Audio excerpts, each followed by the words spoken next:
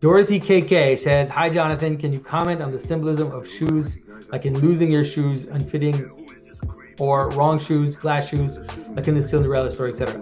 So, so shoes are really coverings. They're a great example of coverings. They're garments of skin in the sense that they are that which protect your feet from the outside world, but they are also can also be a type of glory. And you can see that because you know some people who have a lot of shoes and definitely see shoes as their glory. And so understanding the notion of losing your shoes means losing your covering, like losing the means you have to engage with the world. And so you lose, and a shoe that doesn't fit, means that it's this lack of fitting between the manifestation of something and it's like the wrong hosting of angels. You could say that hosting angels is also putting on the proper shoes for the angel's feet to touch the ground, right? You could see it that way. That could be a good way to understand the symbolism of shoes. It's like providing the proper shoes so that the angel can touch the ground. Because the angel needs shoes or else his bare feet cannot touch. So that's a good way to understand it. And so in the glass shoe in Cinderella, it's interesting because I talk about this in one of my videos. There are many examples of this relationship between death and glory. And in the very words, those relationships are there. For example, in many languages, the word for crown and the word for horn, that is the horns of an animal, they're the same words. You can even hear it, horn, crown. In French, we say corne for horn and couronne for crown. And in many languages, the two are related. And so this notion of this animality, these horns, like Moses, who came down the mountain with this animal aspect to him, like the dead garments of animal skins added to Adam, is related, is from the same source as the notion of a crown, let's say, of a king's crown, of this crown of glory. And it goes so far that you can even find this relationship in fairy tales.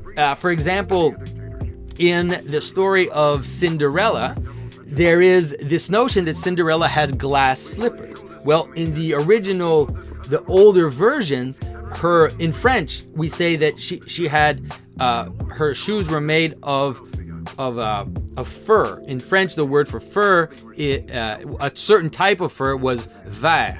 And so she had shoes made of vert, and then the word for glass is also vert. And so there's a slip that happened between this notion that she had shoes made of animal fur, which became shoes made of glass. And so the same relationship between something which is opaque and related to this added layer of death and something which is clear and which transmits light. And so it's just a structure which happens over and over. And that's really this relationship between death and glory that I talk about all the time. The relationship between the crown and the horns of the animal, all of that type of symbolism that I talk about. All right, and so we're done with the website and we're going on to Patreon. And on Patreon, there's like 25 questions. All right, we can do this. Sometimes I wish I could hear you guys. Maybe not all at the same time. Like if I could hear a few people, that encourage me to keep going. All right.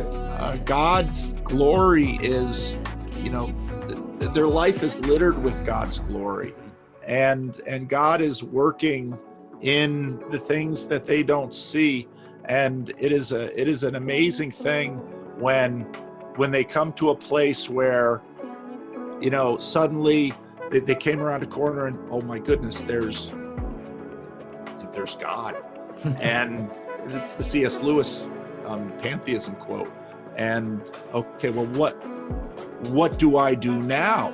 Yeah, that's exactly right. What do you do now? When you find the burning bush, do Do you, run away? That's a reasonable thing. When you hear the voice that says, take off your shoes, you're on holy ground. Well, the best thing to do is obey. But we're messed up creatures. We're something. And you've got to forgive people 70 times, 7 times, and all of this stuff, which none of us wants to do. And it's really hard. But that's, it's got to be a reason that Christ is endlessly telling us that. And also endlessly telling us how problematic wealth is. And, St. Paul's great quote about how God uses the meek to humble the strong. He uses the weak to teach the powerful. And the fact that Christ spends all his time with the poor and the meek and the dirty and all the people who are shunned. He never spends any time with the powerful at all until right at the end. And then when Pilate asks him what truth is, he won't tell it. He just says, my kingdom is not of this world. It's got nothing to do with you. If you want to know what truth is, you better take your shoes off and follow me, because I'm not going to explain it to you here. And if you haven't leavened it with that sacrifice of yourself and not other people, that's the key thing. You've got to sacrifice yourself and not the bad guys out there, because we all hate the bad guys out there and they're never us. It's always somebody else.